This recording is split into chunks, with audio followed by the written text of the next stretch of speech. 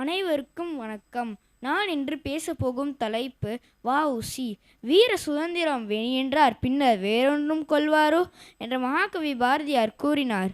அடிமை நாட்டில் வாழ்வதே விட மடிந்துவிடுவதே மேல் என்று உரிமைக்காக வீர முழக்கம் செய்த மிகச்சிறந்த தலைவருள் ஒருவர் வ.உ. சிதம்பரனார் அவர்கள். இவரது இயற்பெயர் வள்ளிநாயகம் உலகநாதன் சிதம்பரம் பிள்ளை. தென் நாட்டிலுள்ள தூத்துக்குடி அந்நாள் என் நாட்டவரும் அறிந்த துறைமுக நகரம். அங்கே கிடைக்கின்ற முத்துகளில் ஒன்றாக பிறந்தவர் வ.உ. சிதம்பரனார் அவர்கள்.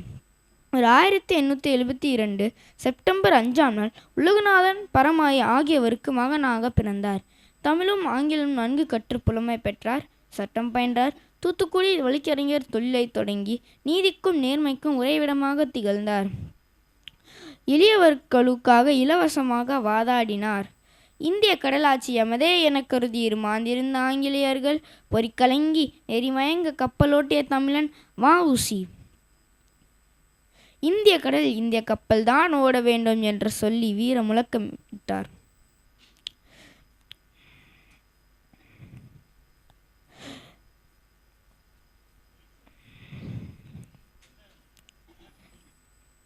ஆயிரத்தி 1906ஆம் ஆண்டு அக்டோபர் 16இல் சுதேசி கப்பல் நிறுவனத்தை தொடங்கினார். அதில் எஸ்.எஸ். கேலியா மற்றும் எஸ்.எஸ். லாவோ எனும் கப்பல்கள் பாய்ந்தன.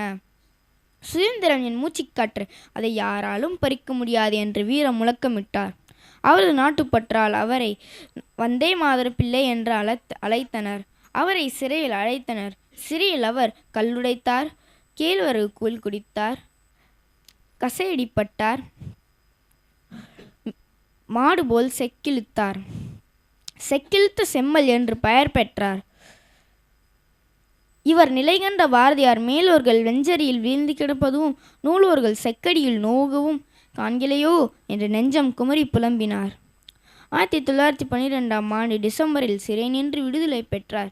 இவர் சிறையில் இழுத்த செக்கு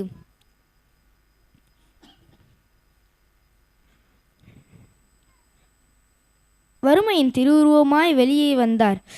சிறை வாழ்க்கையில் தமிழ் இலக்கிய நூல்களை எழுதலானார். தமிழ் தொல்காப்பியம், திருக்குறள் நூல்களை உரை எழுதி பதிப்பித்தார். தமிழ் ஜேம்ஸ் அல்லின் ஆங்கில நூல்களான மனம் போல வாழ்வு, அகமேப்புறம், வலிமைக்கு மார்க்கம் ஆகியவற்றை தமிழில் மொழிபெயர்த்தார்.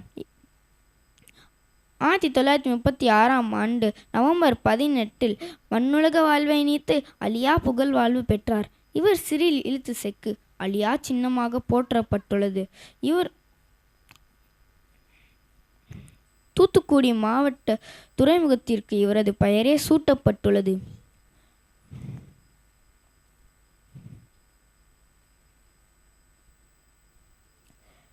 கப்பலோட்டி கடுங்காவர்க்கு ஆளாகி உப்பிலா கூழ் உண்டு உடல் மெலிந்தோன் ஒப்பிலாத தென்னாட்டு வீரத்திலகன் சிதம்பரத்தில் நல்நாமம் வாழ்த்துக என்னா என்று கவிமணி தேசிய விநாயகம் பிள்ளை புகழ்ந்து பாடியுள்ளார். இத்தகைய வீரன் பிறந்த தூத்துக்குடி மாவட்ட மண்ணில் நானும் பிறந்தவன் என்பதை பெருமையுடன் பதிவு செய்து என்னுடைய உரையை முடிக்கிறேன். வந்தே மாதரம். நன்றி, வணக்கம்.